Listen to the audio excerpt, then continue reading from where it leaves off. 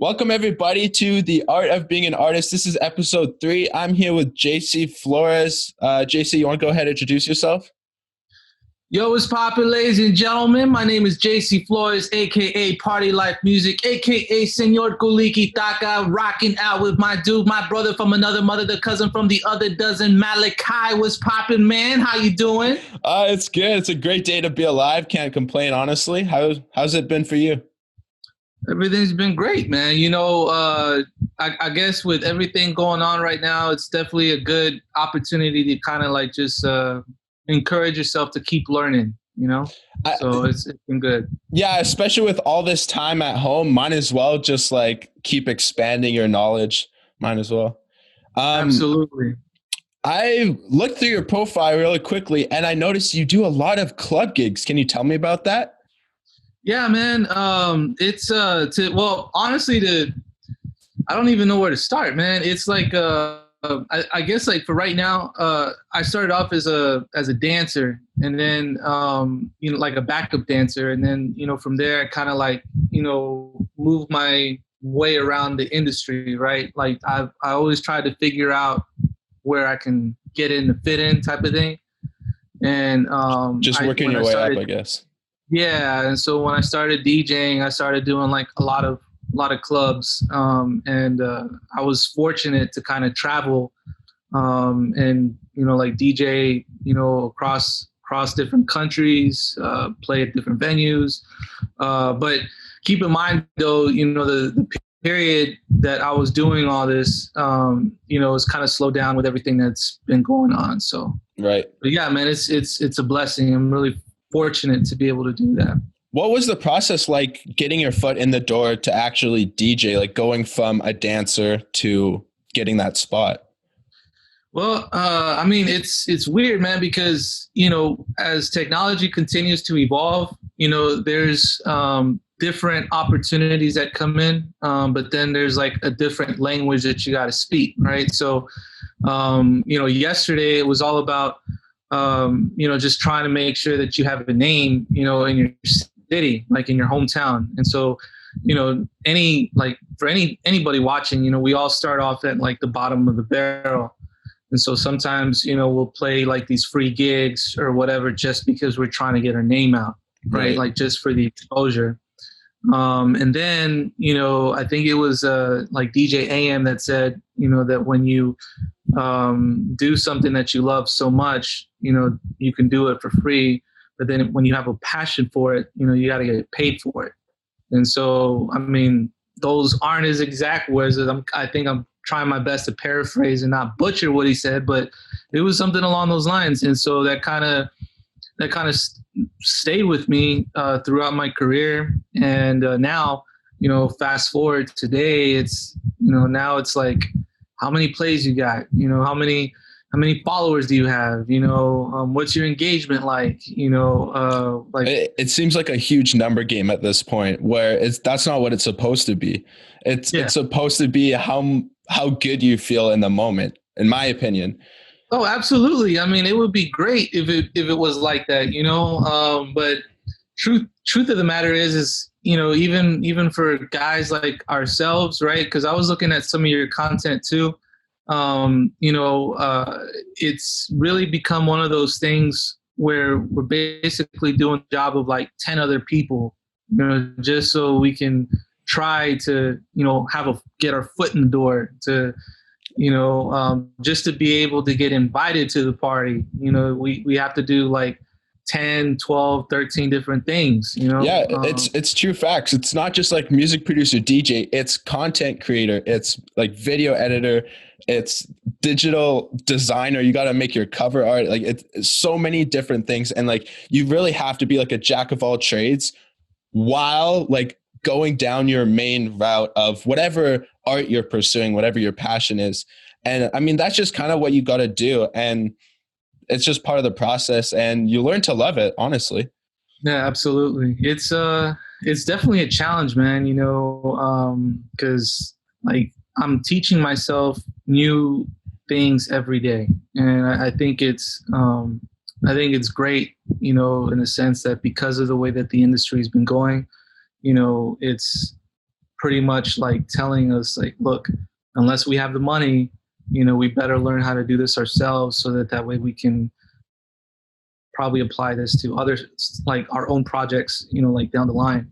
And so I mean, there's pros and cons to everything, man. I just, you know, not to sound nostalgic, but you know, what it used to be like, you know, it was just how many people can you get through the door? Right. You know, now it's like, how many people can you get to look at your post? You know, like whenever you tag us or tag whoever it is that you're trying to get put on with. So it's, I mean, I guess, you know, they both kind of go hand in hand, not to sound negative in any way, but, you know, it's definitely a challenge from, you know, 10 years ago, 20 years ago to now. Yeah, very, very different environment. And one thing that I noticed, though, is it's really nice not to rely on anyone because you're doing everything yourself. So you're the one who's accountable. You know, yeah, that's right. That's right. Absolutely. So I also noticed you actually went bungee jumping. I did. Crazy. How did you overcome that fear? Honestly, it didn't hit me until I was finally up there. Like, so it was, I was in Las Vegas. This was, last year, and, it was at the Stratosphere, and, I was with, my girlfriend. I was actually there to network, for the, Latin Billboards event. Like they had a conference and stuff like that. So after, you know, all of that was done, you know, we would just kind of go and explore Las Vegas. And so I was like, man, you know, I've always wanted to kind of skydive, but I didn't know where you would go skydiving at. So the next thing was, okay, you know, I'm going to go jump off the Stratosphere. And, you know, you're not thinking of anything. You're just like, okay, you know, you just go jump off, whatever, and it's done. Right. And it was crazy because I literally didn't care. Like I was totally at peace. I was calm. I was like just real chill, calm and chalant. Like I didn't worry about a thing. When we get there, it starts to hit me because what they do is, you know, you walk up, and I believe it was like $150 or so to or 175, yeah, to do it. And then you pay a little bit extra, and then they put like a GoPro, you know, like on you, so then you can kind of like see yourself or see how it's going down. And it was nerve-wracking, man, because the first thing they tell you is like, all right, so we're with, you know, JC Flores, blah blah blah blah blah. JC, what's something that you want to tell people in case it doesn't pan out? I'm sitting here like, seriously, you're gonna ask me that, like, you know? And so I was like, okay, I love my parents. I love, you know, my girlfriend. You know, I think that's it, man. They're like, all right, so, you know, are you doing this on your own accord? Like no one is pushing you or forcing you to do it. And then I was like, yeah. So it's basically like these, like, you know, questions so that they don't feel liable in any way. But at the same time, it's like psyching your head because it's like, well, hell, you're asking me this when I'm getting ready to do this. It doesn't make any sense, you know. But anyways, fast forward, they take you on an elevator. And this elevator is going at like 90 miles an hour. And it's like, it's probably like 112 floors or something. So it's going really fast. So you can literally throw something in the air and it literally like takes a little while to fall on the floor. And so I'm going in the elevator and, you know, it's like cramped up because there's a restaurant on that top floor, which is right next to where you go bungee jumping. So people are going and taking that elevator, you know, to go to the restaurant. So I'm in there and this couple's like, oh my gosh, you're really going to do this? Like, are you not scared? You know, and I'm just like. It's just like everyone's trying to psych you out at this point. Yeah, everybody's literally trying to psych me out. And so I was like, all right. I'm like, no, everything's fine. Just mind your business. You know what I'm saying? I was polite, but I was like, no, everything is good. Everything is good. And, you know, I finally get up there. And so they have these glass doors or glass walls. And so I was the second to last to jump for the rest of the night. And so a lot of people from the restaurant were coming over and taking photos, or like recording me, like, while I'm going to go do this. I don't know who these people are, so they can't come into the room where you jump, but they can see it. And so I'm freaking out, and I'm like telling the guys, like, yo, can you scoot them back? Like, it just adds to the anxiety, right? It just, my anxiety level is just beyond, it's beyond the roof. Like I literally, I'm still feeling it right now. And I get there, and then they run by that scenario again. So you know that you're jumping on your own accord. Is there any last minute words that you want to say? And I'm just like, yeah, whatever. And so I'm saying whatever I'm saying. And so I'm looking at the entire sky at 875 feet up in the air. And I'm just like, oh my gosh, like, this is crazy. What did I get myself into? And so, like, I didn't want to chicken out though, so I was like, all right. So it took me at least 3 tries to finally, like, just jump. And so when I did it, like, you don't feel anything, man. Like, going down that fast, it's like, it's really scary. But probably midway through, or before midway, it, like, I was okay. Like, it didn't affect me at all. So I finally land. Go ahead. Was there a sense of relief, like, after you actually got off the platform? Yeah. There was that relief, but then there was that, I don't know, man. It just kind of like psychs you out. I mean, maybe not for everybody. I know with me, when I did that, like, it psyched me out for a little bit after it was done. Like I sat down somewhere, and I'm just like processing what just happened. Like, that's the main thing, is I was processing, because there was a crowd waiting below for the last person to jump. And then I guess his mom was like, oh, how do you feel? Did you piss your pants or something? And then I was like, no, I didn't piss my pants. I was like, but I felt like I left my soul back up there, like, so it was crazy. But all in all, I think it was a good, necessary anxiety jump type of thing, because it allowed me to just continue to work effortlessly and, without fear or repercussions of anything. Like, just do it, like, because at the end of the day, nothing is going to get done unless you make sure that it gets done. Kind of like what you were saying earlier about, expanding your skill set and, learning new things. This is one of those that, like, it was necessary, because it further enhances and encourages you to, like, just try and, don't worry about what happens. Just give it a shot. That's what I did. Just give it a shot. Go out there and take your hit. For sure. Yeah. I want to kind of go through, like, what was going on inside your brain when people were asking you, like, oh, like, what are your last words? And, like, are you sure you want to do this? Like, how were you processing that? It almost felt like negativity, but I don't know if you'd call it negativity.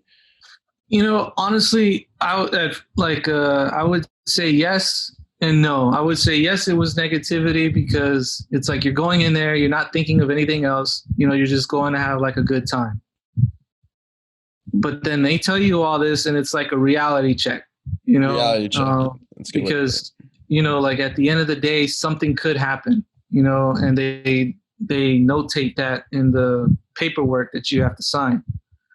So even though, it's like, unique, to them, it's like they do this every day. So, I guess that fear or whatever, like, it's not there anymore for them. But for somebody like me, it was just like I was trying to process what I was doing and what I was getting myself into, and then, weighing out what's going to happen afterwards. So I don't know, man. I think honestly, if it wasn't for myself or, like, my girlfriend, I probably wouldn't have done it, because she was really supportive with it. She was like, you know what, if we're going to go to Vegas, we're going to do this as well. Like, I'm going to be there with you. like just go for it. If I was with anybody else, it would be completely opposite. Like, I don't know if you had a chance to read that book by You're a Badass. Yeah. Yeah. Amazing book. I'm actually So, going through it for the second time. okay, dope. So the chapter that discusses like the big snooze, yeah, that's like what it was like when they're telling me what's going to happen and what could happen and asking me these like questions is, that sense of like negativity, like, or, basically just taking necessary precautions, can really mess with your head a little bit. So, I don't know. I'm fortunate that I don't have too much anxiety, but that definitely skyrocketed my anxiety because the realization of something that could happen or whatever, like, and so I'm like, well, at the end of the day, if I'm going to go out, then I would rather go out standing up than, sitting down or on my knees. You know what I'm saying? Yeah. Facts. So, What about dealing with going back to negativity during gigs or after gigs? Do you ever have like experiences? I'm sure you have. How do you process that and work through that? Because I know it does take a toll on a lot of artists out there. Getting their work critiqued, it's tough love. Sometimes it's hurtful, and I just want to know how you deal with that. I would encourage anybody to really try to get a grasp on it, is to really just kind of throw yourself out into it, much like me jumping 875 feet. Will I ever do it again? Probably not, but at least I could say I did it, so I think with music, because now I'm like the last 2 or 3 years, I've been focusing more as a music producer and a record label owner than the DJ aspect. But anytime that I do get gigs, this is where I would tell anybody, first things first is don't ever sacrifice your quality for somebody else's convenience, and never sacrifice your own peace to fulfill somebody else's happiness. So, those kind of go hand in hand. Like the second one that I just said probably goes more with like relationships, networking, and building with people. And then the other one goes when you're like auditioning and submitting your content out to get reviewed or to get placed or whatnot. So I personally, I think that you just got to throw yourself out there and just tell yourself that at the end of the day, music is very subjective. So everybody is going to have an opinion, and whether, they know more than you or not, you're learning as you audition yourself every time. So not to sidetrack this, but, I am a big Dragon Ball Z, Dragon Ball Super fan, and so Vegeta just happens to be somebody that I kind of like always keep in mind whenever I'm going to submit or try stuff out, because, he's always going against what everybody else is telling him that he can't do, and he's always... And it actually gives him more power. And it gives him more power, right? And so, like when Goku... are you familiar with Dragon Ball? I know like base level, nothing too deep. Okay, so basically at the base level, these guys train hard and hard and hard to reach a certain level, right? Like Super Saiyan, and then they train again, and then now they're like Super Saiyan gods, and then they keep training again, and now there's this level called Ultra, or this style, because it's not a level, but this style called Ultra Instinct. And so, this is a great example. Goku right now is probably the only guy out there that can achieve, Ultra Instinct. And Vegeta is constantly battling with Goku because he's trying to beat him. He's trying to get better. He's always trying to one-up Goku. And so it doesn't happen that way. So Vegeta makes peace with that, and he's like, I don't care. I'm gonna figure out a way on my own to achieve this, whether it's that way or not, but it's going to happen, and I'm going to be better than you. I'm going to be the best. And so it's that mentality that, like I really admire in his character, that I try to like embellish, or not embellish, but I try to embrace into like my own routines. So going back to this now regarding the negativity and dealing with the critiques and the reviews, honestly, sometimes these reviews are very helpful. Sometimes these reviews just kind of like play with your ego, like they tickle your ego in a way like, oh, great, he likes my stuff, and then you get ones that, are constructive criticism, and then you get like just straight up bashing. And so, after so many tries, you get more and more accustomed to handling like the negativity. And because then now it's like, you can kind of figure out, okay, this one was really positive, or this one was like constructive criticism, or this one was just straight bashing. This was a waste of my time. I'm not going to take what that person says literally, because it's not really trying to help you out. It's, to kind of keep you down. And so, I've gotten nominated in the past as a DJ. I got nominated quite a few times for some awards, and I didn't win, but it was cool to get nominated, because the more I kept going out there, the more I started networking with these people, and they started putting a face, to the name. So even though I didn't win, they are familiar with who I am as a person and what I can bring to the table.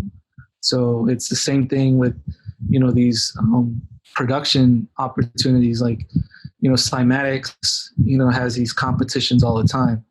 And so I submit my stuff every time to the Cymatics contest, because it's like, I'm also thinking in the back of my head, I don't have the money, to pay a YouTuber to put my stuff out on their channel, or I may not have the clout or the following or the brand yet. And the other thing is, it's just good practice anyway. I mean, like, you're creating music anyway, so might as well just like do a remix or whatever it is they're doing, submit it. And yeah, maybe the chances are low, but this could be your break.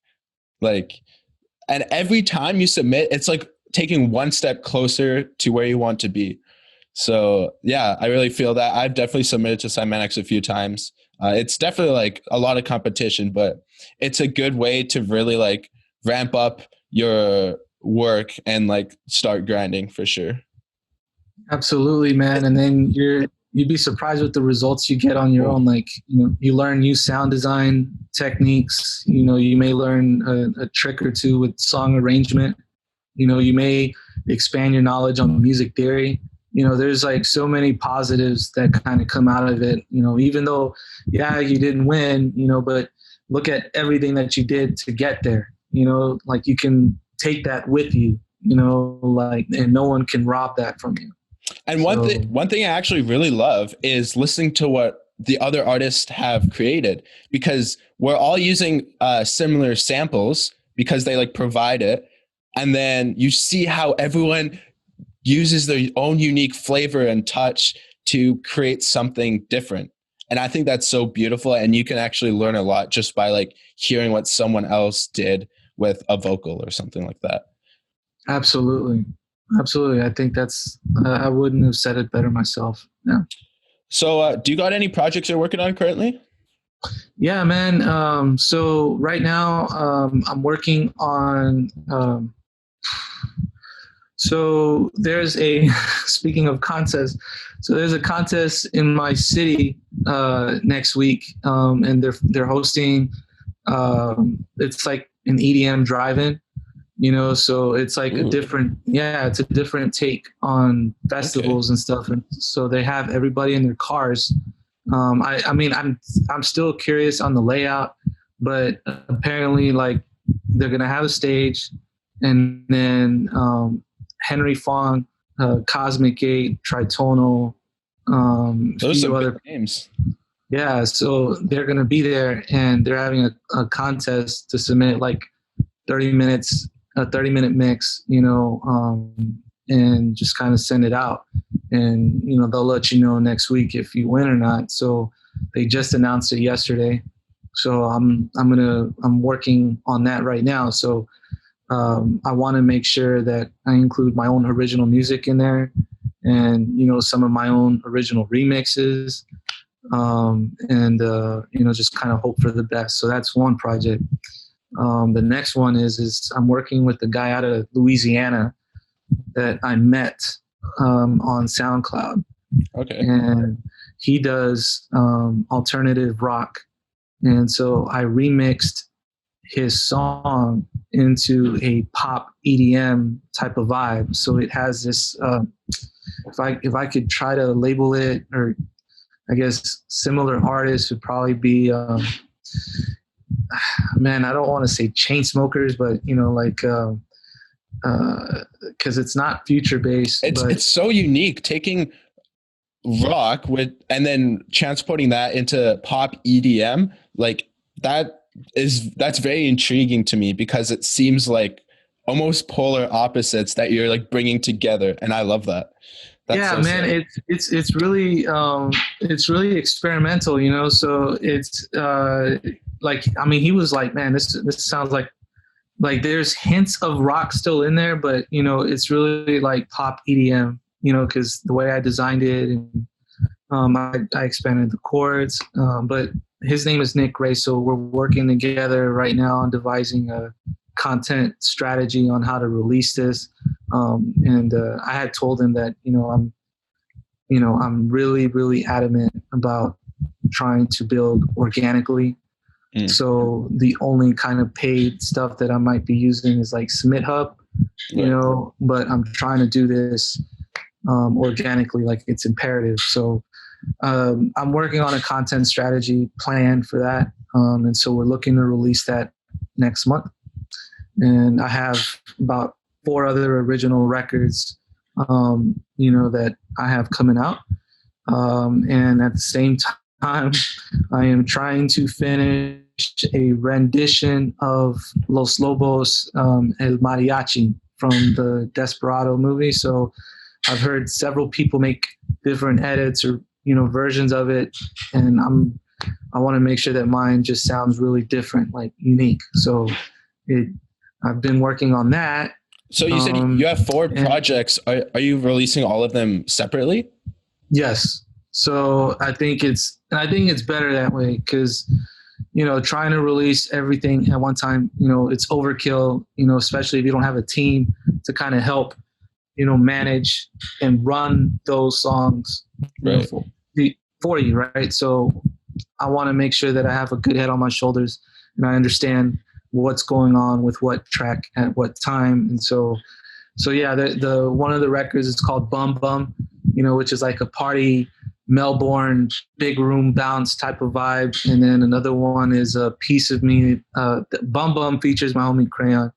And then Piece of Me is a big room progressive house record, which is has vocals from Kiera. And I was fortunate to work with my engineer at Bad Vibe Studios with that.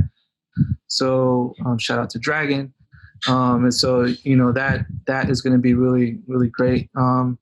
And then I have this bass house.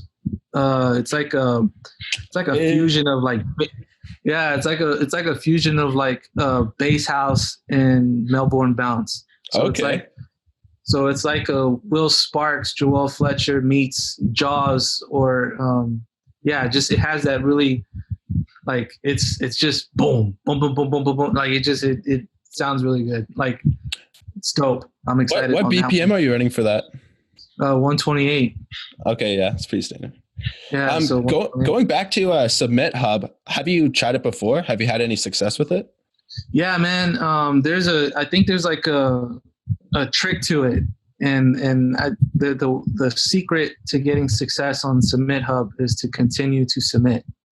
You know what I'm saying? Like, just keep submitting, because, you know, at first, you know, the comments can get very negative really fast. Have you used SubmitHub? I haven't used it yet, but I've looked into it. I'm still on edge. I don't know if I want to go down that route, but I'd love to hear your experience about it. Yeah, it's definitely worth it. If you have like $80 to throw around, so those are like premium credits, and you get an opportunity to kind of like submit your content to like curators, YouTubers, people on Twitch, bloggers, everything. And so obviously the more that your name pops up on Google, the better it's going to look for like somebody that is looking to bring you in onto a festival or at a club, because your name is like populating in different areas for free, like without you having to look into like, Google and Google AdWords or like Facebook, advertising, stuff like that. So that's really cool. But it's, at first, man, I'm not going to lie, it really hurts your self-esteem. Like you have to have some really, really thick skin, because the people that give you this feedback, like, and I mean this in the most sincere way, I just don't, I don't think that I think they know what they like. I'll say that. They very specific, and they know what they like. If you make something or submit something that tailors to what they like, then you might have a better chance. Now, there's a pro and con to that, because, the more that you make content that is related to them, the more likely it is that you're going to get approved and then, blast it out. But at the same time, that kind of takes away from you as a creator, because it's like you like to experiment, you like to try different stuff, and like everybody has like their own like sound. Yeah, they got their own sound, their own unique flavor, and I feel like curating your songs to fit them might even take a toll on like your own self-image and like yourself as an artist, because you have a certain aesthetic to yourself and a certain way that you like your music to sound. And for a lot of artists, it's not mainstream. That's what makes them unique. And so I feel that curating it to SubmitHub may, it depends on how much you're changing, because you could go down that rabbit hole and be a completely different artist if you want to, like, for example, if you want to do like real pop music, a lot of pop music runs on the same kind of formulas. And that's why it very much sounds similar. But yeah, I guess you really got to just be yourself and hope for the best. I mean, that's a great way to look at it. Another thing too is, sometimes you might get lucky, and, some of these curators or these people, these influencers, just like what you're doing anyway, which is really great. So with me, I think I've used SubmitHub now for like 4 projects. Out of the 4 projects, I had one that was my most successful, which I submitted it to like 60 people, and it came back with like 11 approvals. Wow! So that in itself is a win. But I mean, my first win was when I submitted one of my other records, which was like a big room electro, and this record, like, I made this like 2 years ago, but I was determined. I just wanted to see. It's like, I still believe in the song. So I was like, I'm just going to give it a shot. And I submitted it. And I only, like, I got approved twice, and one of them was on YouTube, where they shared my song on their channel, which is dope. And then the other was like a SoundCloud repost, so it was cool. But then the one that was really successful, that one had like 8 Spotify playlist additions, and then and these are playlists with like anywhere from 8,000 followers to like a few 100,000, like quite substantial. Yeah. So, at that point, if you really think about it, there's your positive in SubmitHub, because, all of us are trying to figure out a way to not spend money on promotion. Right. I mean, that's just the way it is. Like, and for anybody that says that they don't spend money, I find that very hard to believe, because we're all trying to do the same thing. So when you like, even submitting the SubmitHub is spending money, but you're spending it at like a very low cost compared to like submitting it to like a playlist pusher or one of these agencies that specialize in playlist ads, where you're paying like X amount, but then you don't see the return after you stop paying. So with them, it's like they actually leave it on there for a couple months, right. And so at that point, their following is going to start checking out your other material, so obviously you want to make sure that your Spotify is on point, like your photos, your bio, everything. And then you have enough music to keep them there. So there's pros and cons to SubmitHub. The ones that didn't get approved, I probably only agreed with one person because it was, I knew that I was submitting an older song. It was like a reggaeton record that I produced. And, but out of like the 10 people that I submitted it, one guy actually added it.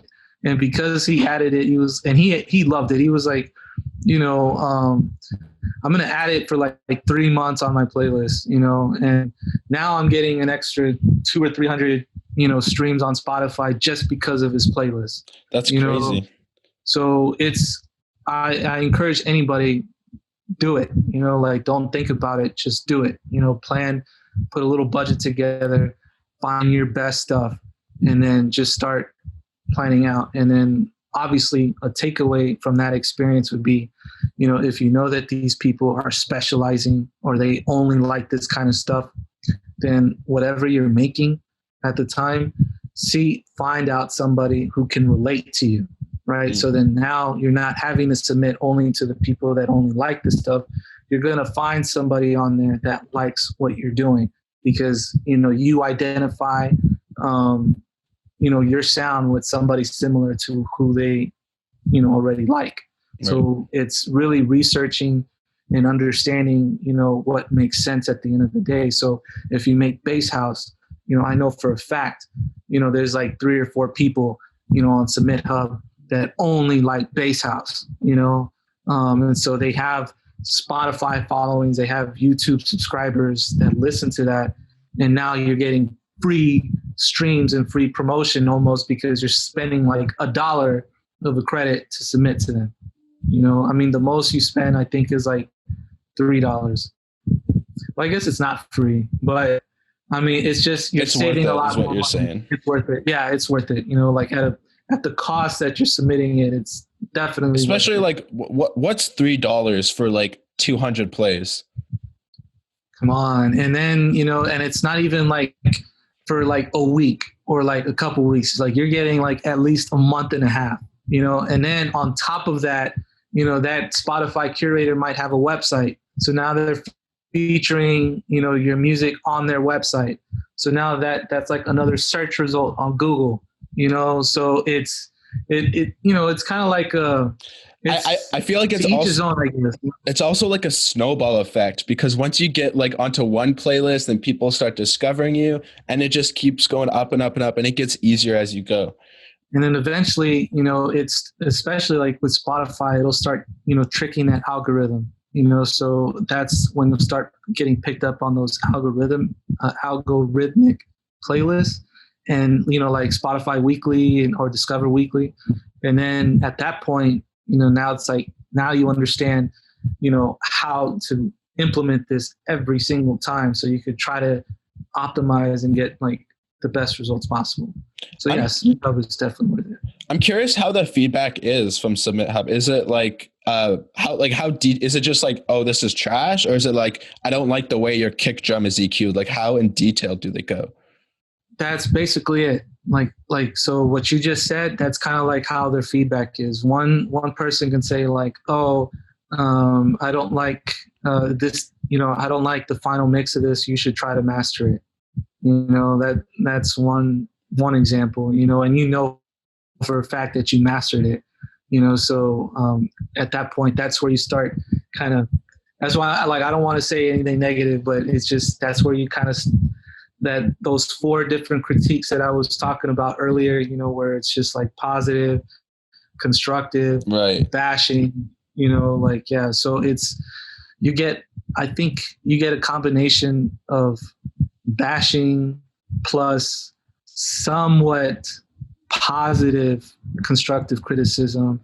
And then if you're lucky, you might get one that's like just positive from the get-go, you know. But you know, you can choose not to get feedback. So you could just say, I'm just going to submit to them, and the only thing you'll see is either accepted or decline. So you just got to tell yourself, as long as you're comfortable seeing those declines, you know, eventually you'll get an acceptance. But, you know, I mean, it's their success rate, even on the platform, is like hard, because it's only like 34% that actually make it on SubmitHub, you know, and this is, you know, they have a reach of over 200 million, I think, a combined reach with everybody that's on there. So, you know, a 34% success rate, more or less, yeah, that makes sense. I mean, and with this record that was successful for me, I mean, because of the fact that I got approved 11 times, like I was trending on SubmitHub, you know, for a couple days. So now I actually started getting more people hitting me up, you know, just like, hey, like, do you mind if I share this? You know, so then now I didn't even have to pay for it. You know, like, they're just like going out and just adding it on their own, you know? Yeah. So there was like people on TikTok and all that, man. So it's just, it's weird. So as a producer, I would say, you know, really understand like what you love to make. And with me, it's weird, man, because, I just don't feel like I fall under a genre, you know, like it. Yeah, you know, that's like one thing I've been kind of struggling with myself is like for example, I usually create bass house, but the other day I made a tropical house song with my brother. Wow. Actually, we kind of like co-produced it. So shout out to your brother. Shout out to my brother, CJ. He's like not really like official, but he's in the game a little bit. But I don't know whether to like release it under like Malachi the Squid, like my main focus, because I feel like as a audience, you're like going to this artist to listen to, you know, dance tracks, bass house tracks, and then all of a sudden you get hit with like a tropical house. I don't know really how that's going to fit in with everything. I don't know if I should just like keep that to the side or to just like fuck it and just like put it out and see what happens. I think you should just put it out and see what happens, to be honest with you, because you never know. Like, I know there's anybody will tell you, like, you know, you got to make the music that correlates to your personality and to your brand. But, you know, I would encourage you to just release it, man, because you could be missing out on an opportunity of discovering a whole new audience, you know, that you may not have known before. Right. So it's true. And like the other thing is I found like music is heavily emotion based, and I'm not always in like an upbeat, like, you know, sometimes you just want to be chill and you make like a chill beat. But every time I've just like never put it out there because I feel like it doesn't correlate to the brand. And that's kind of where I get caught myself. I would say do it, man. You know what I'm saying? Like just go for it, you know, because you know, you might be able to learn techniques and strategies in making tropical house that you might be able to apply in bass house. You know, even though that bass house is very energetic, very high energy, you know, there's always breaks to every song.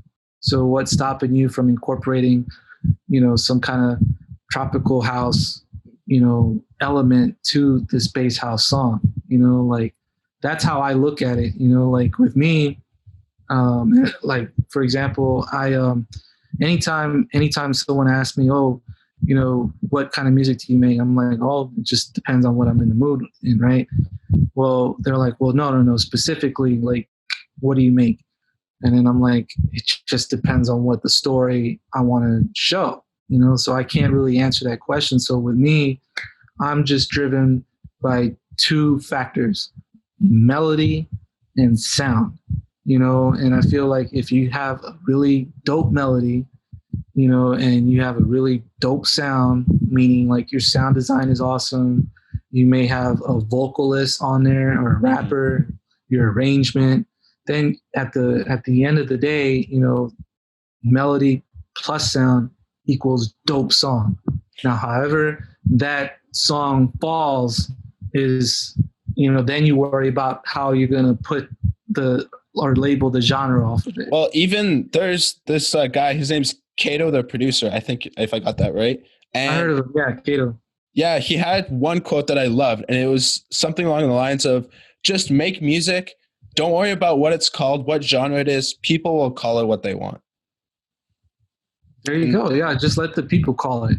Yeah, Kato's absolutely right. I think that's a great way to look at it. And it's weird, man, because even in Cell Mastermind, like one of the assignments. Well, one second. This is for a marketing class that we are currently in together.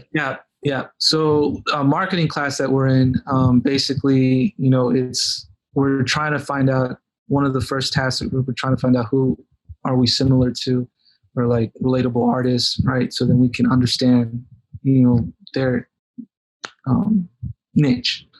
And with me, I think it's weird because I still can't figure that out. Like, I think I have like a Cashmere, Major Lazer, Swiss Beats, Just Blaze, Looney Tunes, Beethoven. Bro, that's like, yeah, like, and it's literally like just it's everywhere because on my SoundCloud. So I focus all my attention on my SoundCloud. Like I don't focus as much on Spotify, but I will with these projects coming up. But with SoundCloud, I upload a lot of stuff. So 1 minute I could be making like, an up-tempo hip hop vibe, that's kind of like a Beyonce or Jay-Z. Or then I can make like a trap vibe that has this like Future, Meek Mill type of vibe. Or then I can make an R&B record that has this like Drew Hill, Faith Evans, type of vibe. Or, then I'm into New Jack Swing, so like New Edition, Bobby, oh my gosh. Is it Owens? No, Bobby Owens. The guy that was married to Whitney Houston. Man, what's his name? It's going to kill me. I don't know how I don't know his last name right now, but just if anybody that knows My Prerogative or Bobby, that it'll come to me. But anyways, it could have like a New Jack Swing R&B vibe, or then I feel like making like a dubstep, like a melodic dubstep type of vibe, or big room, electro, Melbourne, future house, deep house. Like just go through my SoundCloud, it literally just, it has a different thing. So I'm just curious, do you have a sense of like connecting all of these different kinds of genres? So if someone could listen to all of them and find a piece of you in each genre. Yes. I love that. Like, is there anything in particular that you do to kind of like make them all like cohesive? Yeah, I think it's just like what you said, man. Like just it's the mood that you're in. It has a lot to do with the mood that you're in. And then honestly, I take different techniques and stuff, and then I apply it because I've always combated this thing where I try not to sound like another sample or a loop. Like I want to make sure that there's so many dynamics going on, that I always like to keep the person listening anticipated to what's going to happen next. Right. So I know for a fact when it comes to like EDM, I can explore and do whatever I want, because at least like I know that in the EDM community, they're very open to just listening to whatever's different. Mm-hmm. I love it.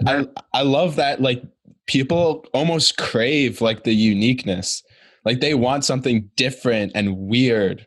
Like that's how Subtronics blew up, because no one had this like, I don't even know what's this like sci-fi outer space kind of sound. And he just like kind of, I don't know if it was him, but he was one of the big players in starting this subgenre. Insane. Yeah, it's insane. And I mean, but like, that's what I like about it, you know, like that in like different communities, you can experiment. Other communities, you know, you can experiment to a certain point, you know, and then at that point, it's just trying to balance out, you know, the vocals with, you know, the instrumentation or the production that you have going on. So, you know, a good example was I took this reggaeton record and I double timed the tempo. So the regular tempo was at like 89 or 90. I double timed it to 180. And so I turned it into this like fast mambo merengue type of vibe. And then in certain verses, every part was different. So on the first verse, it sounded like straight up reggaeton. The second verse sounded cumbia. The third verse sounded like dance hall and dembow. And in certain areas, I would fit in like a hip hop track. So when you listen to it, it sounds like a lot going on, but it's just all on how you transition to make It's sure the that flow. Yeah. it's the flow. So even though it may sound like it's all over the place, if you have a certain flow to tie it in, then it's like people feel like they're on a journey, you know, as opposed to feeling like they're driving all over the place. That's not what I'm trying to do. But I mean, we all started off as producers. We were all like that. We were just trying to figure out how to put it together. But now it's like, I feel like I've gotten a sense to my craziness and my weirdness. So when I do that, that's so like Bum Bum, you know, that original record that has a Melbourne and a bass house vibe to it. And so it was just balancing, you know, how am I going to fit that, you know, with this, or how is the bass house going to fit with this? And so it's especially, and then trying to find a way to balance the vocals on it too, you know? So, like with me personally, like I personally don't like to put vocals on drops, you know, like I'd rather just let the drop do its thing, you know, and then maybe like at the 8th or the 16th of every measure, maybe put like a little vocal, like, here we go, boom. Yeah, I feel like that. I feel that. Like that. But then I hear other artists that are just putting the vocals on the drops, and then I'm trying to hear it, and sometimes it works and sometimes it doesn't. So it takes all experience. It's a lot of experimenting. So that's yeah. I went on so many different tangents, but no, it's good. I love this. This is a great episode. What is some things that you do to really make your releases successful? Some stuff that you kind of put behind it. What's kind of your process with that? So it just depends on the project. You know, like if I'm making a remix, like 9 times out of 10, I'm usually thinking in the mindset of a DJ, because, you know, I started off as one, you know, so anytime that I'm making stuff, like I'm automatically thinking about them. And if it's something that can help them enhance their own sets, you know, and then if it works for them, then I know it's going to work for the crowd, you know, because these guys experiment too, you know. Other times, if I'm feeling really chill, I just try to think of it as like, is this something that I would want to listen to when I'm driving home from work? Or, you know, like maybe I had a long day and I just want to like unwind and chill, you know, like, so it really depends. But I would say first and foremost is when it comes to the style of music, really understand who you're trying to target first, you know. Then when you understand that, then come up with, you know, fun little things here and there to kind of entice them to check out your material. Always try to think outside the box.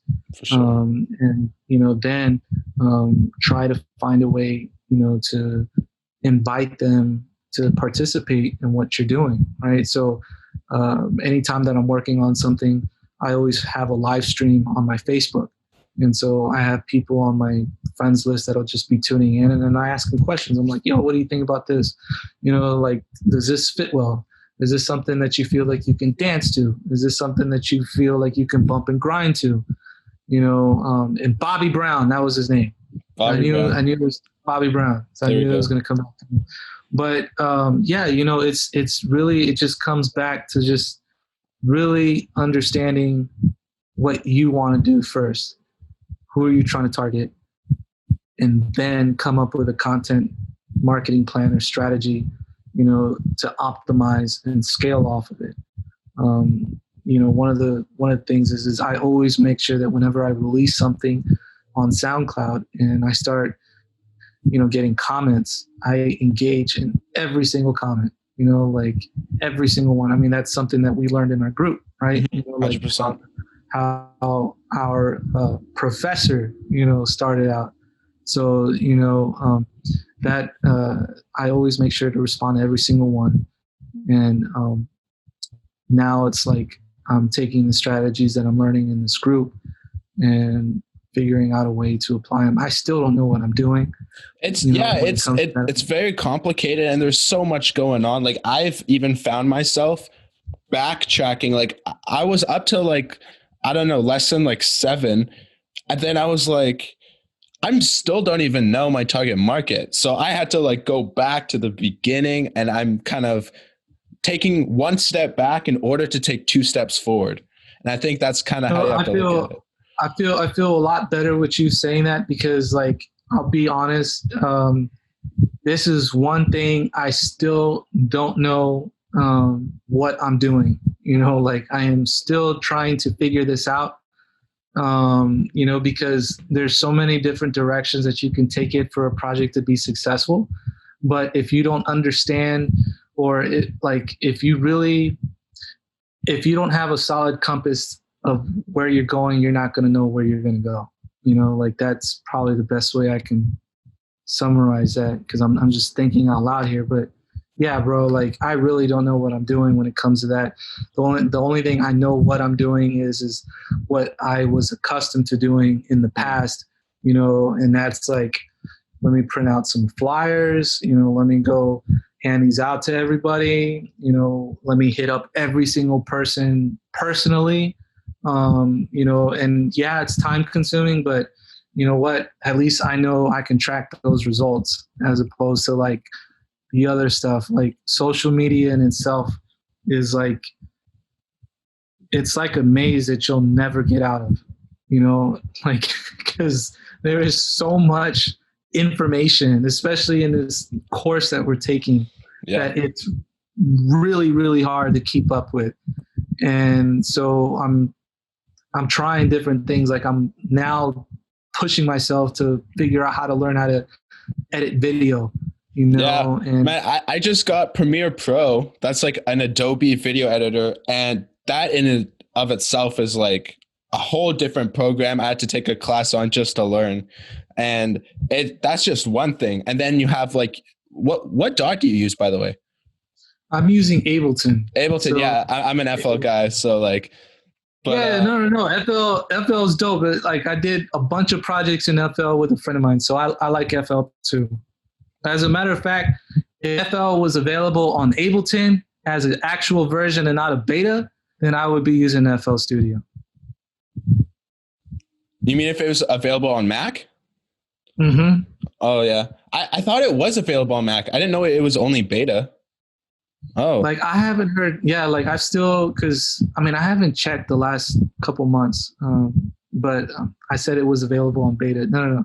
So there's a beta version on Mac. Yeah. There's not a full suite version on Mac yet. And that's the only reason I can't go to Mac. Everyone's telling me, oh, go get a MacBook, but I'm stuck with my HP. I can't move. But honestly, I think you learn a lot more on FL than you would in Ableton.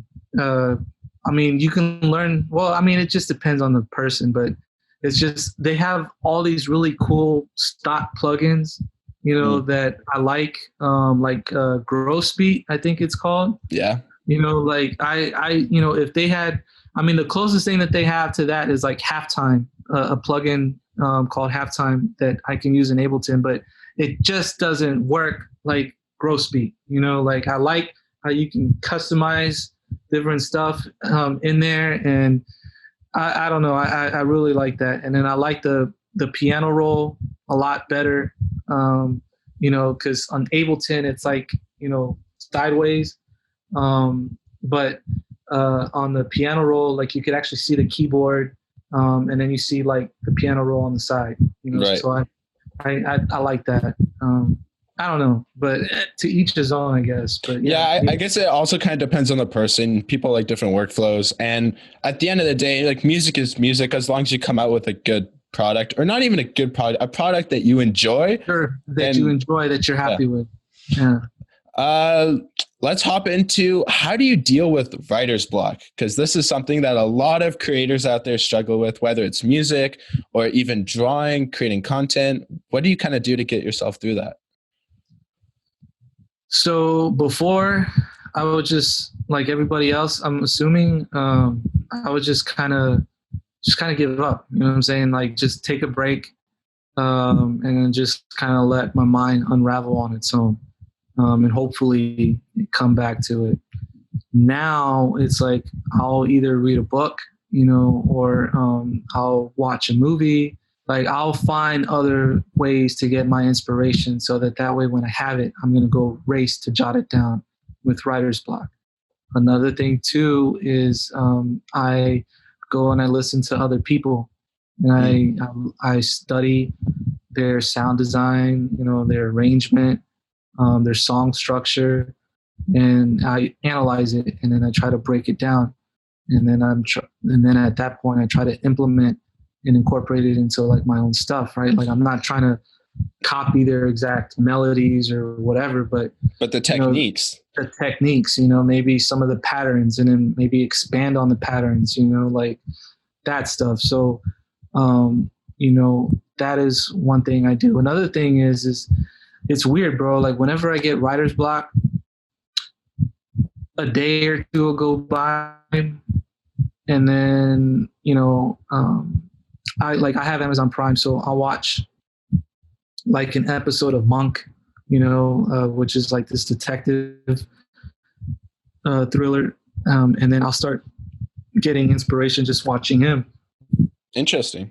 And so he analyzes a lot of stuff. Another thing too is I'll go and I'll watch Dragon Ball Z, Dragon Ball Super.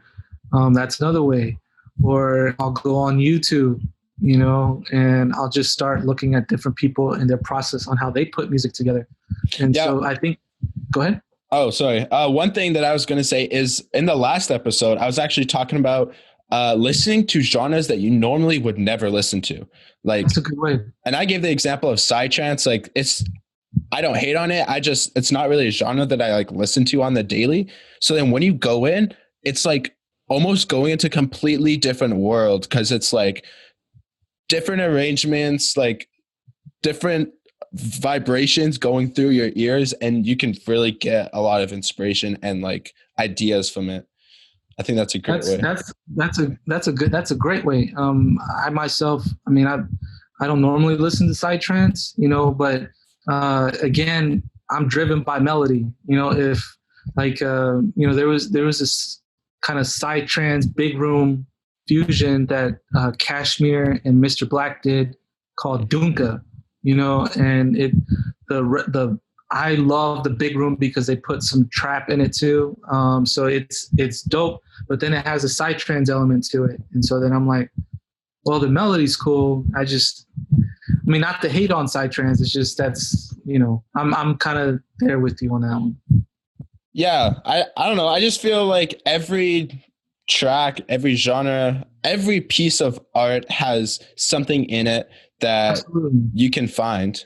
Like even this tapestry behind me, I look at it and you see, wow, look at the patterns and look at the arrangement of it.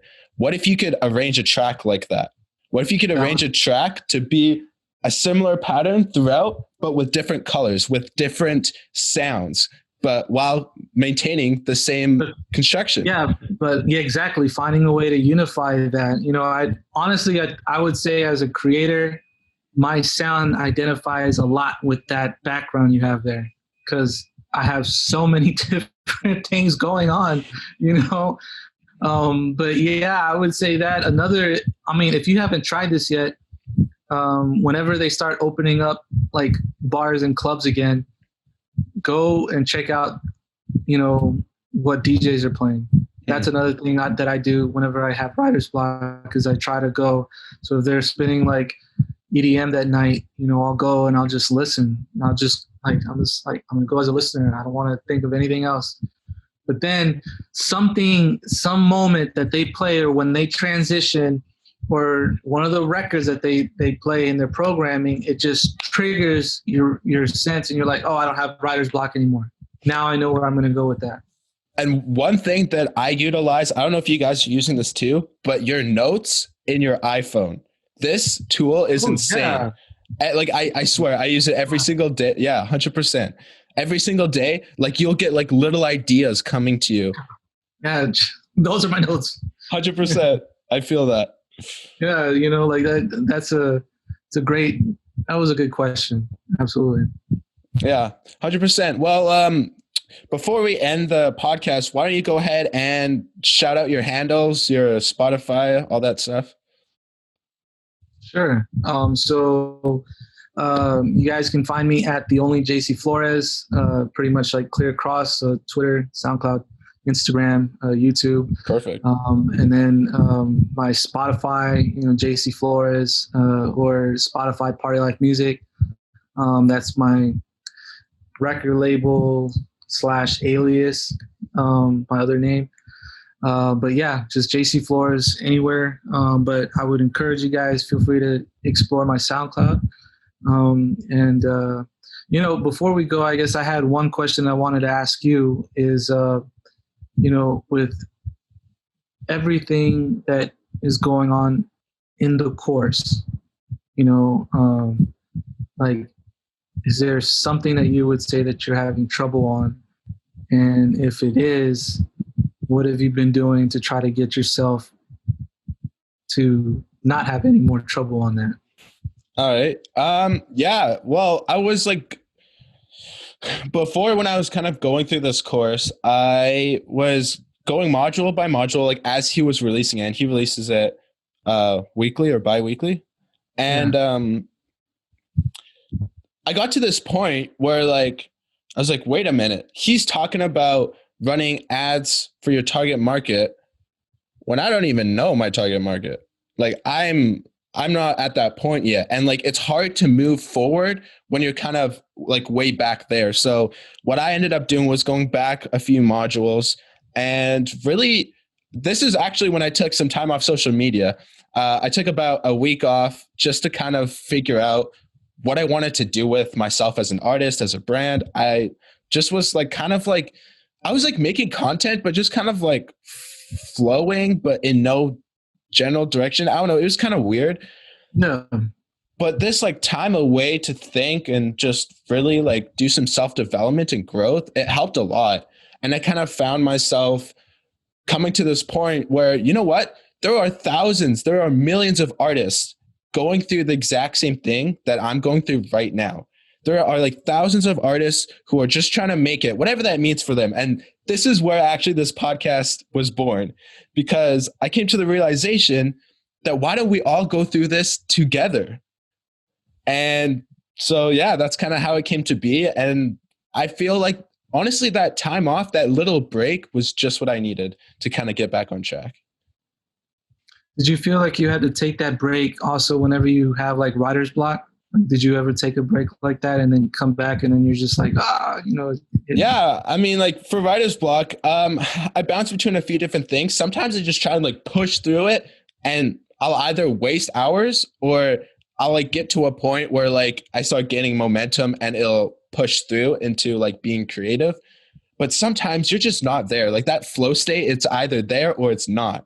And it just wasn't. So at that point, you just take a break. You can either work on different projects, do something else. But yeah, it's very beneficial to give your mind a break and just take it easy for a little bit, not to not be productive. You can take it easy by maybe doing something less mind intensive, like, I don't know, video editing, something like that, whatever it is that you're into. But I think like in today's world, especially, it's always like, go, go, go. It's always work so hard. That's right. You're right. You really, even sometimes I find myself being like that too, just like always on the grind, but you really have to take that time for yourself. And I feel like the more time and energy you give to yourself, the better your product is going to be, because you're going to be in the right state when you do eventually work on it. That's very well said. All right. I have one more question. When did you know you wanted to make bass house music? Wow. That's a great question. Okay, well, I'll give you a little bit of backstory on this. So I was in a business degree. I ended up doing 2 semesters, and my brother actually went to school for DJing. And he kind of DJ'd a bit, and then he kind of fell off and like kind of was doing other stuff. But we still had the equipment, and the equipment was just laying around the house. And one day after school, I was just bored. And I was like, I'm going to just pick this up and test it out. Like, I'm not doing anything. So I kind of like played with this DJ equipment. And then I found myself DJing every day after school, every like weekend. I was just like on there doing my thing. And then through YouTube, I ended up finding music production. So I started like going down that rabbit hole. But there was actually, I remember it was January 12th, 2019. It was between 12 or 3 in the morning. I forget. But I was watching this video, and his name is Alan Watts. He's a Buddhist guy that I love to listen to. He really helps direct my life. And one of the things he was saying was, what do you desire? What would you do if money wasn't an issue? And I really sat down and I thought about this.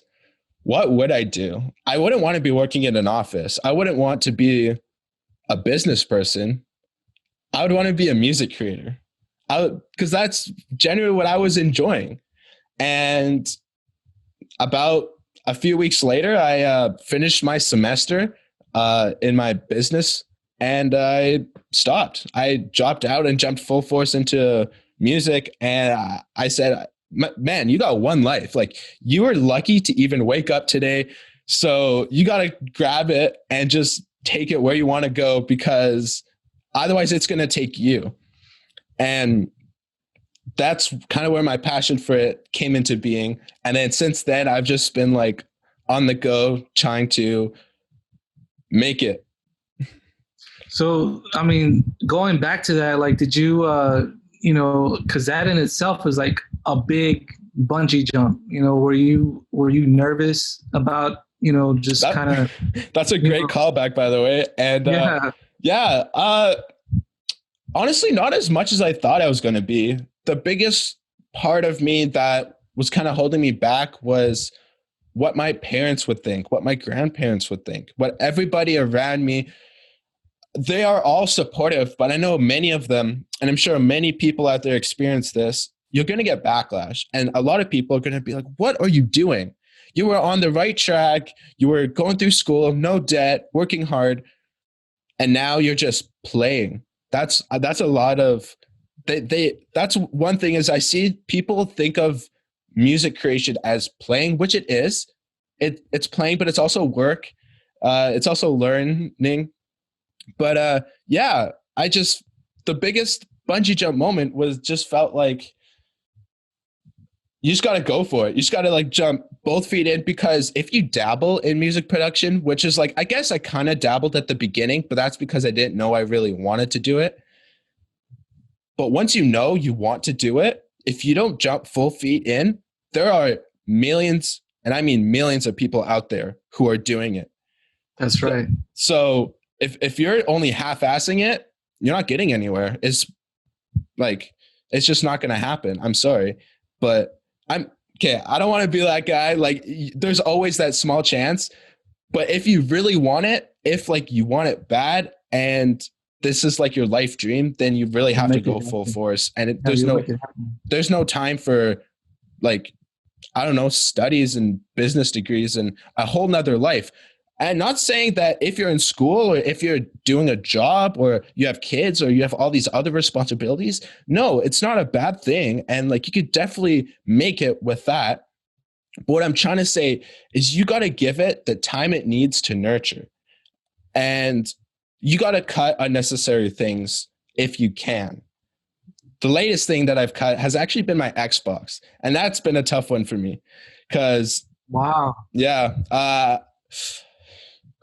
yeah, it was definitely tough because I've been a gamer for like my whole life, and that was, yeah, it was a big decision, but at the same time, it's just like it's fun, but it's just a waste, and that is time I could be using putting towards my dream.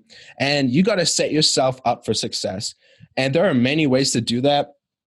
And so I'm going on a little tangent here, but No, man, it's good. I'm finding like one area, or not one area, one thing that I noticed is you if you want to be good at your craft and if you want to really go down this route, you can't just like focus on the music production or focus on the craft.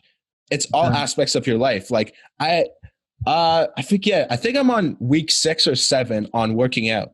I have never in my life worked out, like ever. I was always just like a little couch potato.